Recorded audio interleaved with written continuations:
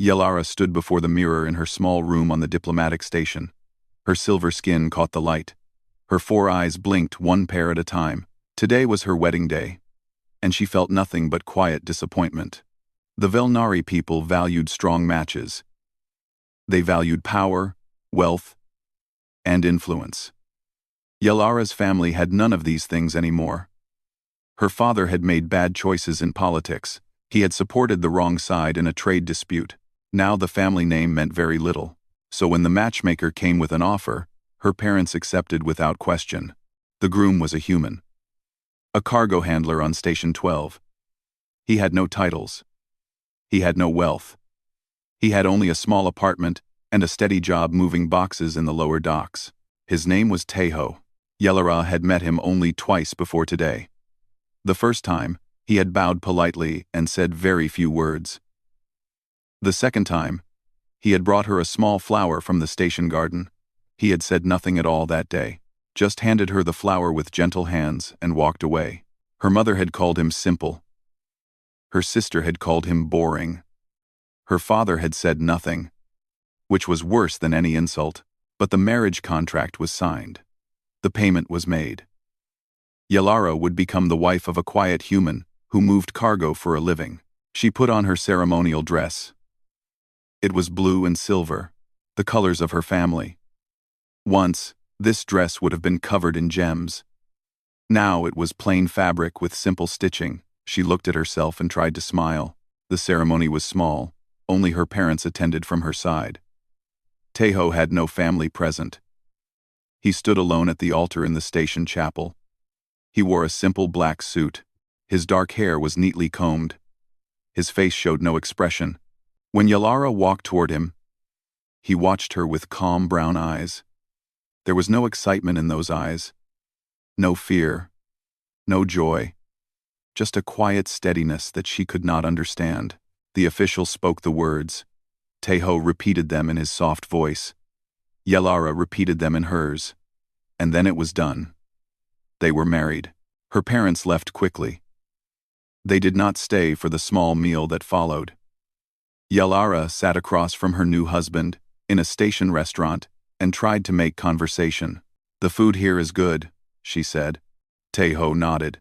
"Yes. Do you eat here often?" "Sometimes." She waited for him to say more. He did not. He simply ate his meal with careful, precise movements. Every motion was exact. Every bite was the same size. She had never seen anyone eat with such controlled grace. "How long have you worked on this station?" she asked. 4 years. "Do you like the work?" "It is peaceful." Yelara sighed inside her heart. This was her life now. Short answers. Long silences. A husband who seemed to have no stories, no dreams, no fire inside him. After the meal, Tejo took her to his apartment. It was small but very clean. Everything was in its place. The bed was made with perfect corners. The kitchen had no dirty dishes. The floors shone like they had just been cleaned. "This is your home now," he said. "I hope you will be comfortable." She looked around the tiny space. There was one window that showed the stars outside. There was a small table with 2 chairs. There was a shelf with a few books. Nothing else. No pictures, no decorations, no signs that anyone lived here at all. "It is very neat," she said. "I like things in order." He showed her where she could put her clothes. He showed her the bathroom and the kitchen. He explained how the heating system worked. Then he stopped and looked at her with those calm eyes. "I know this is not what you wanted," he said. Yelara felt her face grow warm. "I did not say that. You did not need to say it. Your family's disappointment was clear. I am sorry I cannot offer you more." She did not know what to say. His words were not angry or sad. They were just honest. Simple and honest. "I will try to be a good husband," he continued. "I will not harm you. I will provide for you. I will give you space when you need it. That is all I can promise." Yelara nodded slowly. That is more than some husbands promise. For the first time, she saw something like a smile touch his lips. It was small and quick, but it was there. Then it was gone. and his face was calm again. The first weeks of marriage were strange. Taeho left early each morning for work. He returned in the evening with food. They ate together in mostly silence. Then he would read his books or clean the apartment while she watched shows on her datapad. He never raised his voice. He never complained. He never asked anything of her. He simply existed beside her like a quiet shadow. Yalara began to watch him more closely. She noticed how he moved. Every step was silent. Every gesture was smooth. When he reached for something, his hand went exactly where it needed to go. When he walked, his feet made no sound on the floor. She had seen soldiers move like that, elite warriors trained from birth. But Taeho was a cargo handler. He spent his days lifting boxes and checking inventory lists. Why would a cargo handler move like a trained killer? One evening, she asked him about his past. "Where did you grow up?" "Many places," he said. "Do you have family?" "Not anymore." "What did you do before you came here?" He paused. For a long moment, he said nothing. His eyes looked at something far away that she could not see. "I did many things," he finally said. "None of them matter now." She wanted to push further. She wanted to demand answers, but something in his voice stopped her. There was a heaviness there, a weight that she did not understand, so she let it go. She told herself it did not matter. He was just a quiet man with a quiet life. Whatever he had done before, it was in the past. But late at night, when she could not sleep, she would watch him. He slept on his back with his hands folded on his chest. His breathing was slow and even. His face was peaceful, and sometimes, in the deepest hours of the night, she would hear him whisper names in his sleep, names she did not recognize, names spoken with grief and regret. She never asked about those names. She was not sure she wanted to know. Her new life was simple. Her new husband was kind but distant. And somewhere deep in her heart, Yalara began to wonder if there was more to Taeho than anyone could see. 3 months passed on Station 12. Yalara fell into a routine with her quiet husband. She found work as a translator in the Commerce District. Her knowledge of 5 languages made her useful. The pay was small, but it gave her something to do. Taeho continued his work at the docks. Every day he lifted cargo. Every day he checked manifests. Every evening he came home, tired but calm. Their life together was peaceful. It was also very boring, but Yalara could not stop noticing things. It started small. One morning, she dropped a glass in the kitchen. Before it could hit the floor, Taeho caught it. His hand moved so fast that she barely saw it. He placed the glass on the counter and returned to his breakfast as if nothing had happened. "How did you do that?" she asked. "Do what?" "Catch the glass." "It happened so fast." He shrugged. "I have good reflexes." She let it go. But she remembered. A few weeks later, they walked together through the station market. The crowds were thick with many species. Yalara stayed close to Taeho as they moved between the stalls. A group of rough-looking men stood near a food vendor. They were Krell, a species known for violence and crime. Their red scales gleamed under the lights. Their yellow eyes watched everyone who passed. Yalara felt afraid. She gripped Taeho's arm tighter. But as they approached, something strange happened. One of the Krell looked at Taeho. Then his eyes went wide. He grabbed his companions and pulled them away. They vanished into the crowd without a word. "That was odd," Yalara said. Taeho said nothing. He simply continued walking. "Did you know them?" "No." "Then why did they run?" "Perhaps they had somewhere to be." His voice was calm. Too calm. Yalara looked at his face, but it showed nothing. Just the same quiet expression he always wore. The strange events continued. One evening, an old veteran sat at a bar near their apartment. He was human, with gray hair and many scars. He drank alone and spoke to no one. Yalara and Taeho passed by on their way home. The old man looked up. His eyes found Taeho. And then his face went pale as death. He stood quickly. His chair fell backward. He bowed so deep that his head nearly touched the floor. His whole body shook with fear. "Forgive me," the old man whispered. I did not know. I did not know you were here. Teho stopped. His eyes met the old man's eyes. Something passed between them that Yelara could not understand. Stand up, Teho said quietly. You have nothing to fear from me. Those days are gone. The old man straightened slowly. Tears ran down his scarred face. Thank you. Thank you for your mercy. Teho nodded once. Then he took Yelara's hand and led her away. She waited until they were inside their apartment to speak. Who was that man? Someone from a long time ago. He was terrified of you. Teho sat down in his chair. He looked very tired. He remembered something that I wish everyone would forget. What did you do, Teho? What were you before you came here? He looked at her for a long moment. His brown eyes held so much weight, so much pain. But when he spoke, his voice was gentle. I was someone else, someone I do not want to be anymore. Please, Yelara. Let the past stay in the past. She wanted to argue. She wanted to demand the truth. But the look on his face stopped her. It was not anger. It was not fear. It was grief. Pure and heavy grief. So she nodded and said nothing more. 2 months later, disaster came to Station 12. It started as a normal day. Yelara was at work, translating trade documents. Teho was at the docks, loading cargo. The station hummed with its usual activity. Then the alarms began to scream. Red lights flashed everywhere. The station computer announced an emergency. Pirates had come. 3 ships had appeared from nowhere and were attacking the station. Panic spread fast. People ran through the corridors. Families grabbed their children. Merchants abandoned their stalls. Everyone tried to reach the emergency shelters. Yelara could not move. Fear held her frozen in place. The building shook from explosions outside. The lights flickered on and off. Around her, people screamed and pushed and fell. Then she felt a hand on her arm. Teho stood beside her. She did not know how he had found her so fast.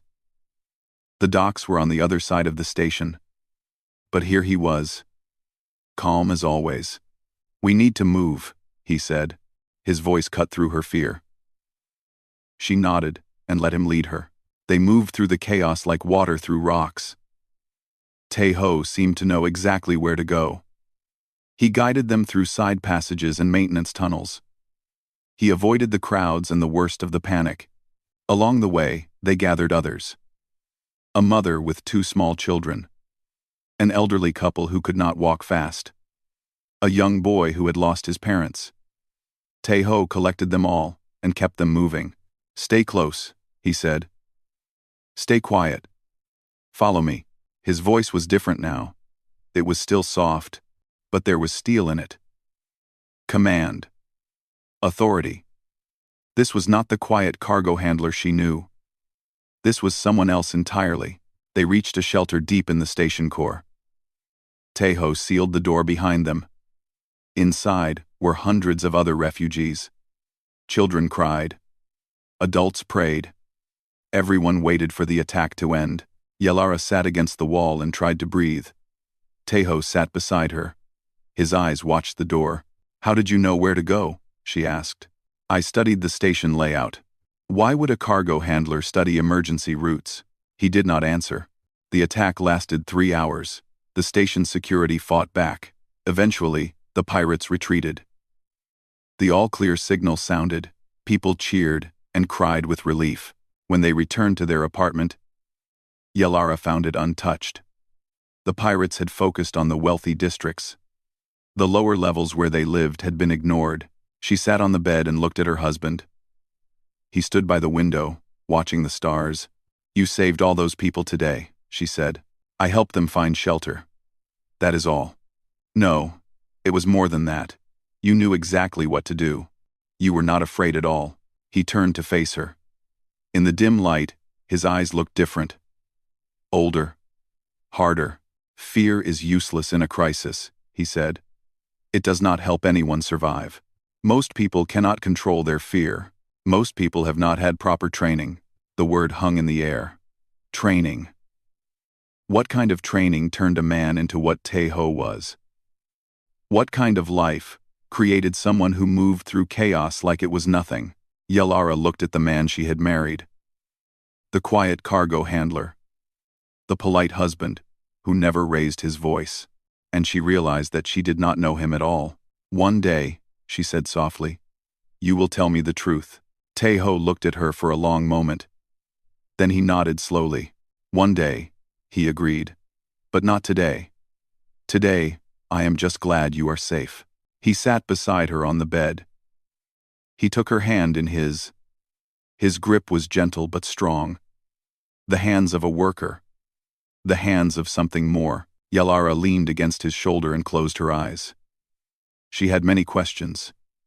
She had many fears. But in that moment, she felt something else too. She felt safe. Completely and absolutely safe. Whatever Taeho was hiding, whatever secrets lived in his past, she knew one thing for certain. He would never let anything harm her. And that, she realized, was worth more than any answer. 6 months into her marriage, Yelara received a message from her father. The words were brief and cold. Her uncle had died. She needed to return home for the funeral rites. Taeho offered to come with her. She refused. Her family had never accepted him. Their presence together would only cause problems. So she went alone, leaving her quiet husband behind on Station 12. The funeral was 3 days long. Her family treated her like a stranger. They whispered about her poor marriage. They pitied her fall from grace. By the end, Yelara could not wait to leave. She returned to the station late at night. The corridors were empty and dark. Her footsteps echoed off the metal walls. She was tired and sad, and wanted only to sleep in her own bed. She did not notice the shadows moving behind her. The first attacker grabbed her from the left. A strong hand covered her mouth. Another arm wrapped around her waist. She tried to scream, but no sound came out. Then more figures appeared. 4 of them. They wore black masks and carried weapons. Their eyes showed no mercy. This is her, one said. The diplomat's daughter. She will make a good hostage. Yelara felt terror flood her body. These were not common thieves. These were professionals. Assassins or kidnappers, sent by her father's political enemies. They dragged her toward a side corridor. She kicked and fought, but they were too strong. Tears ran down her silver face. This was how she would die, in a dark hallway, far from home, taken by strangers. Then the lights went out. Complete darkness fell over the corridor. The attackers stopped moving. Yelara heard their confused voices. What happened? The power must have failed. Keep moving.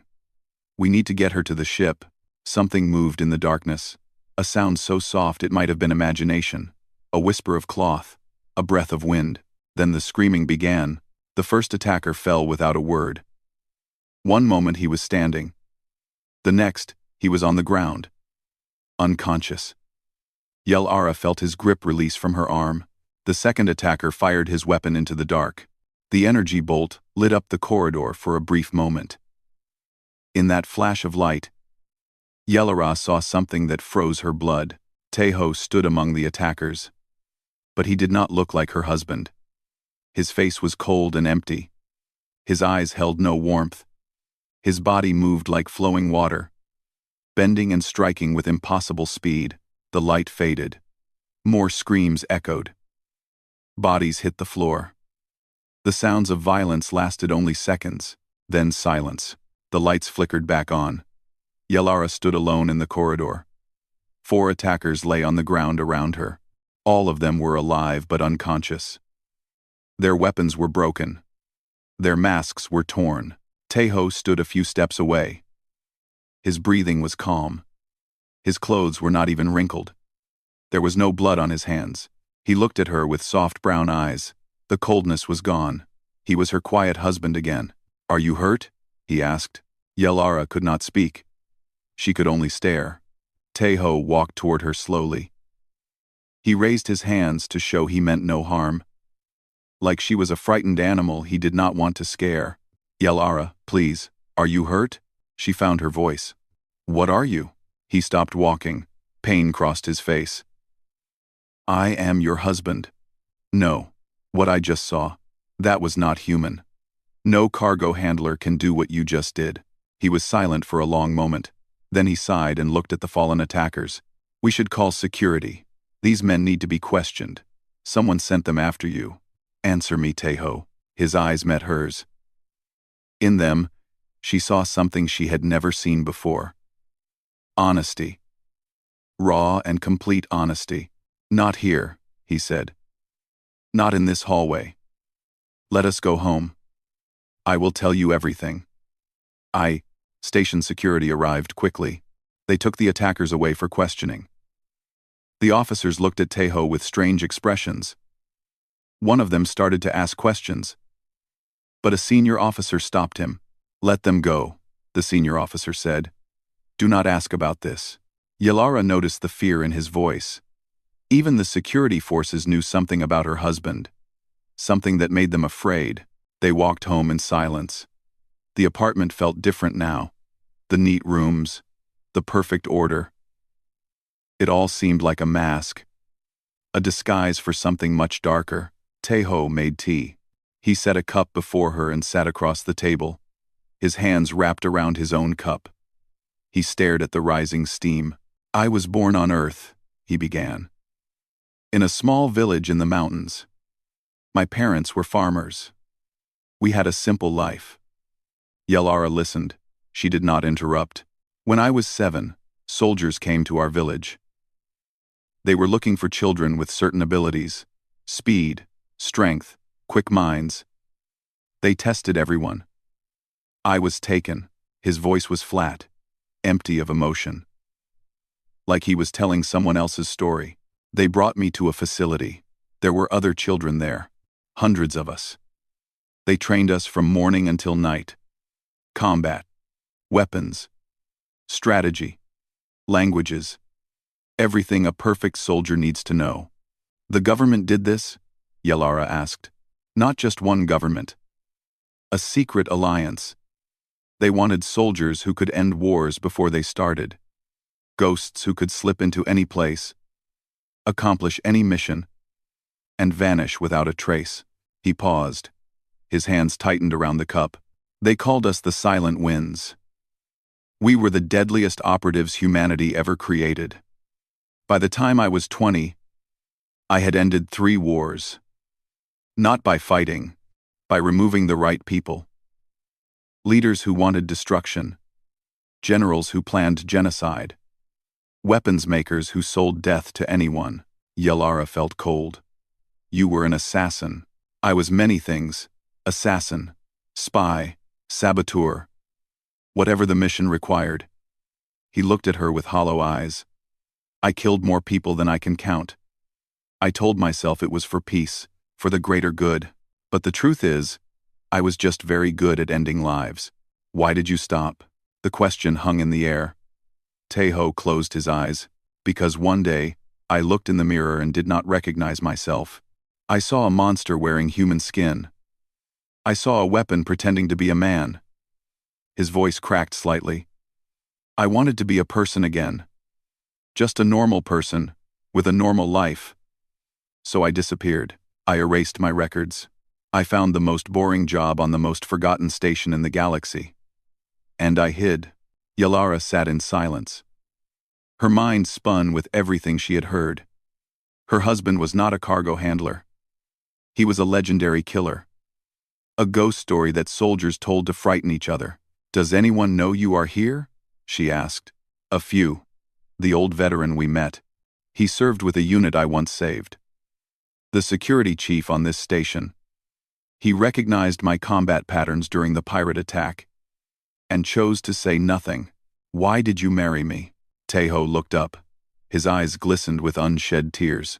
Because you were kind. When we first met, you did not look at me with pity or disgust. You just saw a quiet man. An ordinary man. That was all I ever wanted to be. He reached across the table and took her hand. I should have told you sooner. I was afraid. Afraid you would run. Afraid you would see me as the monster I was. His grip tightened gently. I am sorry for the lies. I am sorry for hiding. If you want to leave, I will understand. Yelara looked at the man before her. The quiet cargo handler. The legendary assassin. The husband who had just saved her life. She thought about everything she knew, everything she had learned, and then she made her choice. I am not going anywhere, she said. Tejo stared at her in disbelief. You would stay? After everything I told you? You are still the same man who brought me a flower on our second meeting. You are still the man who makes tea and keeps our home clean. You are still my husband. She squeezed his hand. The past is the past. What matters is who you are now. And right now, you are Tejo. The quiet man I married. The man who protects me. For the first time since she had known him, Tejo cried.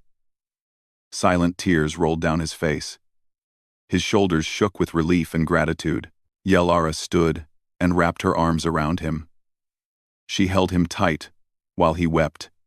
And in that moment, she knew that whatever came next, they would face it together. The attackers talked.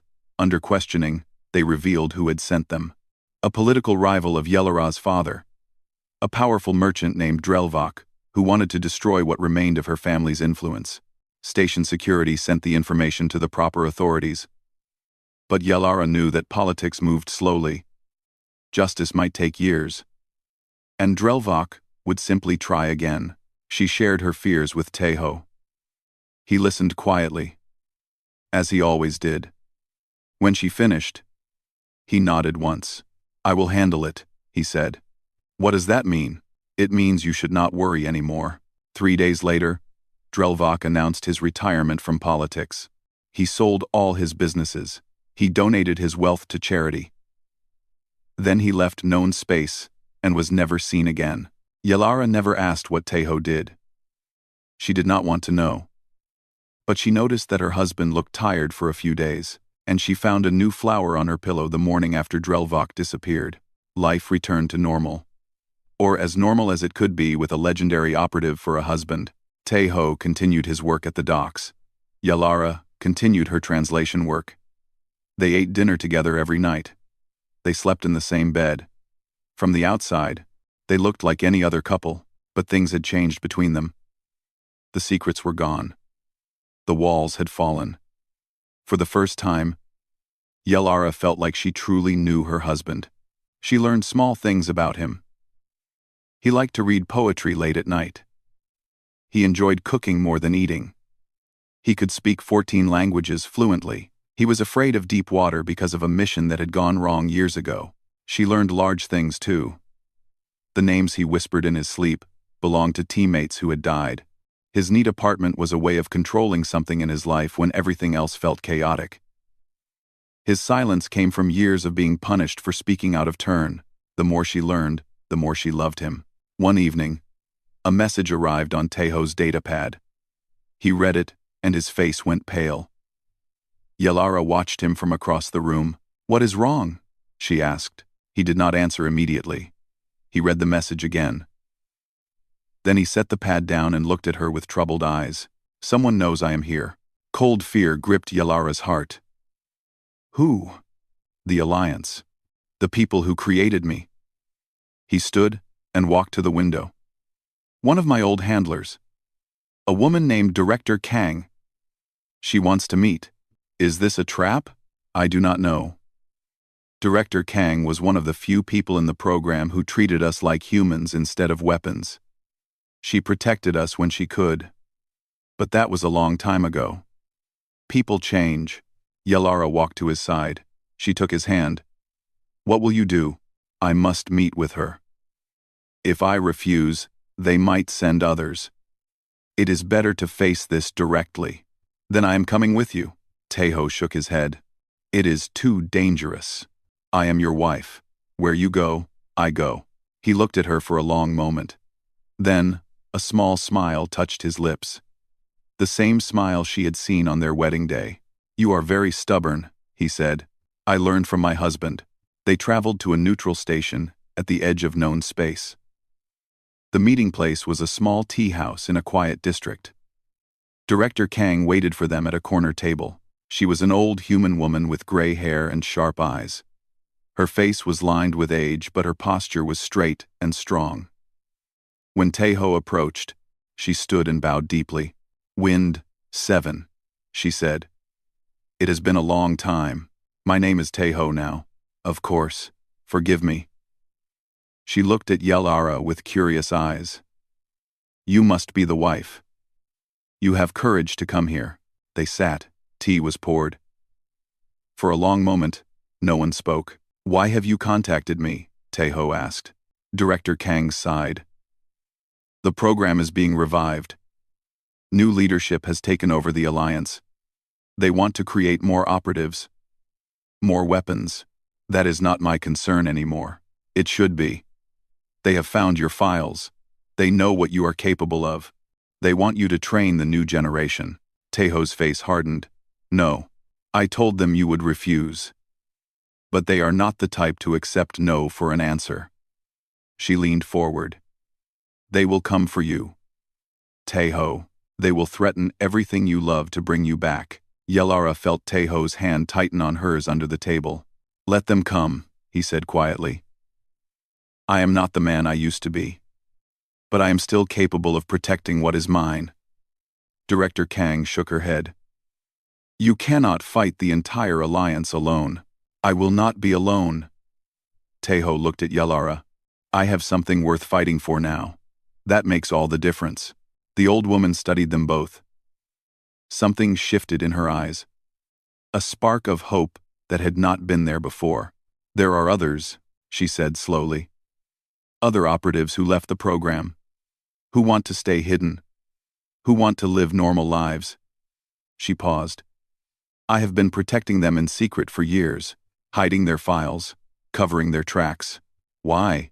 Because you were children when they took you. You deserved better than what we gave you." Tears formed in her old eyes. "I cannot undo what was done, but I can try to give you all a chance at peace." She reached into her bag and pulled out a data chip. She slid it across the table. "This contains information about the new program. Their plans, their weaknesses, their key personnel." She met Taeho's eyes. "I am not asking you to fight. I am giving you the tools to protect yourself. What you do with them is your choice." Taeho looked at the chip for a long moment. Then he took it and placed it in his pocket. "Thank you, Director. Call me Soon Yi. I have not been your director for a long time." She smiled sadly. "I am glad you found happiness, Taeho. You deserve it more than most." They parted ways outside the tea house. Director Kang disappeared into the crowd. Taeho and Yelara returned to their ship in silence. During the journey home, Taeho studied the data chip. His face grew darker with each file he opened. Yelara watched him from across the small cabin. "What will you do?" she asked. He closed the files and looked at her. "The new program must be stopped. What they are planning, it is worse than before. They want to take children younger, train them harder, break them more completely. Can you stop them? Not alone." He was quiet for a moment.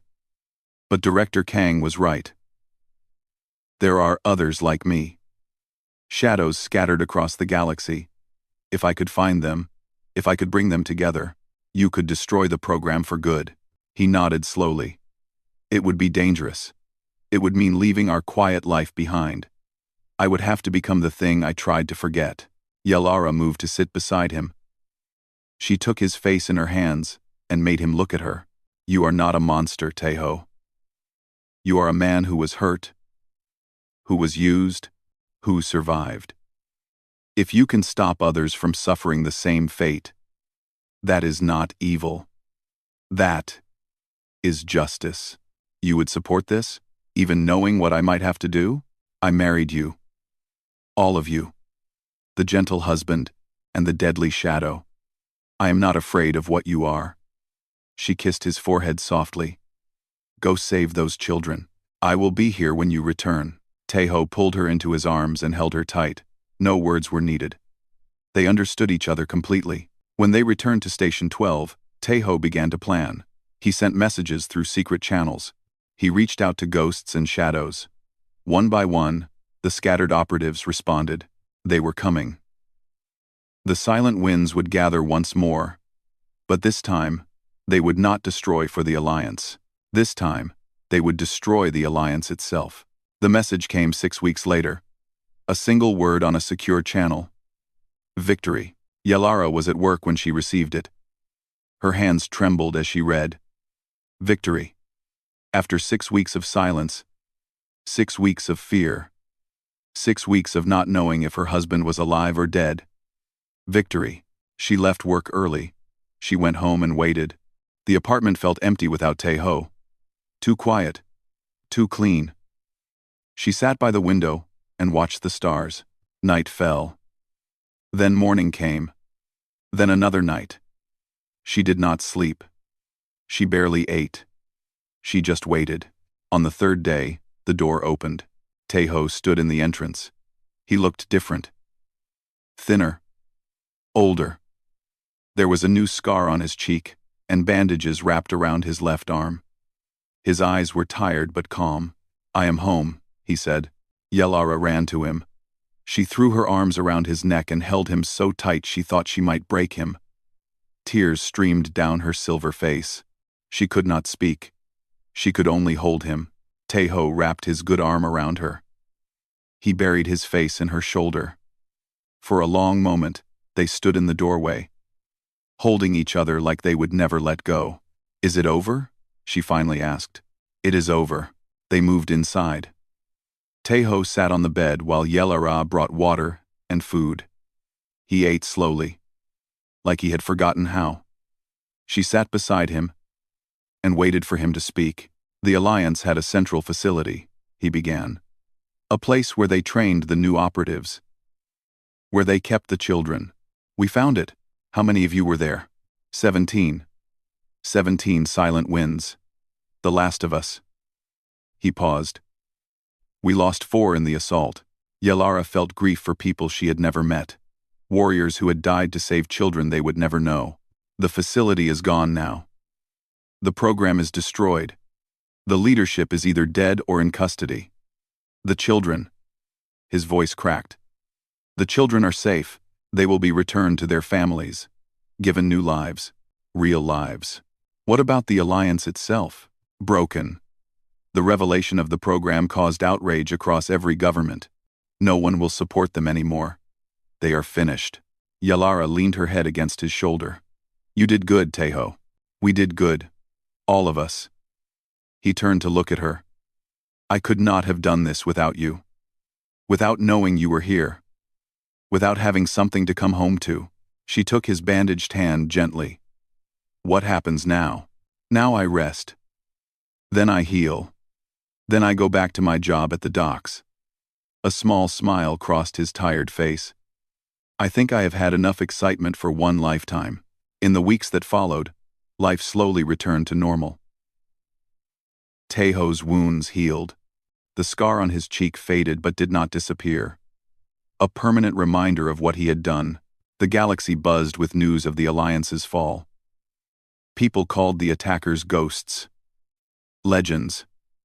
No one knew who they were or where they came from. Some said they were angels of justice. Others said they were demons from the void. Taeho heard the rumors and said nothing. He went to work. He came home. He made dinner and read his poetry books. To everyone on Station 12, he was still just a quiet cargo handler, with a polite manner and gentle ways. But Yalara knew the truth, and that truth had changed everything. One evening, they received a visit from Director Kang. The old woman looked happier than before. There was color in her cheeks and light in her eyes. I came to say goodbye, she said. I am retiring for real this time. Going to live on a quiet planet. Grow vegetables. Read books. Pretend the past never happened. You have earned your rest, Taeho said. So have you. So have all of them. She looked at Yalara with warm eyes. Take care of him.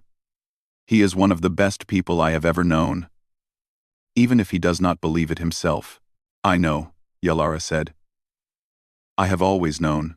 Director Kang left that night. They never saw her again. But sometimes, On holidays, packages would arrive. Tea from Earth, flowers from distant worlds, small gifts, with no sender's name. Yalara knew who sent them. A year passed. Then 2. Then 3. Yalara's family eventually accepted her marriage. Her father even visited once. He spent an afternoon with Teho, talking about nothing important. When he left, he shook Teho's hand and called him son for the first time. Teho never spoke of what happened during those 6 weeks. The battles he fought. The friends he lost. The things he had to do. But sometimes, late at night, Yalara would hear him whispering names in his sleep. More names than before. Names of fallen comrades who had given everything for a better future. On those nights, she would hold him close and whisper soft words until the nightmares faded. She could not take away his pain, but she could remind him that he was not alone. One morning, Yalara woke to find Teho sitting by the window. He held a cup of tea in his hands. His eyes watched the stars with a distant expression. "What are you thinking about?" she asked. "The children," he said. "The ones we saved.